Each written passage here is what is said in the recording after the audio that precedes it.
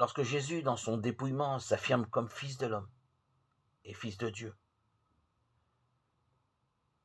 et lorsqu'il prend un linge et le noue à sa ceinture, plus que jamais en cet instant, Jésus révèle son statut de serviteur.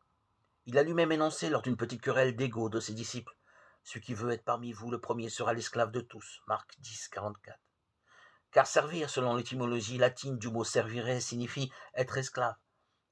Ainsi, Jésus, qui n'est pas venu pour être servi, mais pour servir, Marc 10, 45, se fait l'esclave de l'humanité souffrante. Il n'a pas d'autre mission que de se faire l'esclave bienveillant d'une humanité qui n'attend pas et ne comprend pas que son Dieu se fasse serviteur. Pierre d'ailleurs en donne le témoignage puissant: tu ne me laveras pas les pieds, non, jamais. Comme la plupart d'entre nous, il est prêt à accepter un maître et seigneur, à l'image des grands de ce monde, mais un maître et seigneur esclave. Pour lui, c'est inconcevable, comme pour l'esprit du monde.